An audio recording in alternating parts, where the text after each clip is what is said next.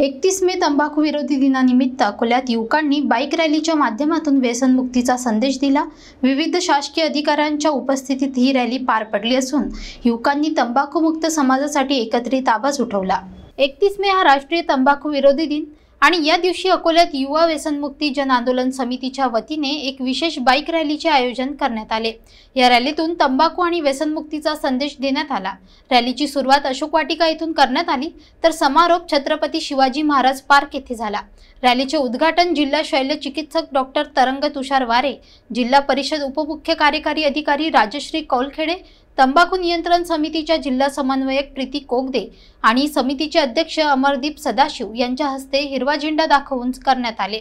या रॅलीला यशस्वी करण्यासाठी समितीचे सचिव ऋषिकेश जिने, कोषाध्यक्ष राहुल तायडे तसेच जिल्हा परिषद समाज कल्याण विभागाचे प्रतिनिधी संतोष आडे, धम्मसेन शिरसाट, प्रवीण वाहुरवाग, बळवंत गोपनारायण, निलेश खडसान, सचिन सिरसाट, गोकुल वाहुरवाग, नितीन गवई, प्रकाश बागडे, रितेश पाचपोर, अनमोल जोशी, जुनेद शेख, गोपाल पाचपोर, विशाल सदाशिव, मोहम्मद जुनेद, रोहित तायडे, सुदेश इंगडे, महेंद्र निवाने, विकी इंगडे, नरेंद्र सावखे आणि इतर अनेक युवक सहभागी झाले होते।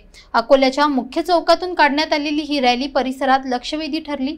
युवकांनी हातात फलक, हेल्मेट आणि जोशात भरलेली घोषणा देत तंबाखू विरोधी आंदोलनात सक्रिय सहभाग घेतला। तंबाखू मुक्त समाज निर्माण करण्यासाठी केलेला हा प्रयत्न निश्चितच प्रेरणादायी ठरला। आम्ही अकोला शहरात व्यसनमुक्ती तथा तंबाखूच्या सेवनावर होणारे दुष्परिणाम या विषयाची जनजागृती व्हावी, तसेच अकोला व्यसनमुक्त व्हावं, तंबाखूमुक्त व्हावं या उद्देशाने आम्ही आज अकोला शहरात मोटरसायकल रॅलीचं नियोजन केलं होतं आणि आम्ही यशस्वीरित्या ही रॅली पारही पाडली आणि या रॅलीमध्ये बऱ्याचशा युवकांनी सहभाग नोंदविला। त्याबद्दल मी सर्वांचे आभार व्यक्त करतो।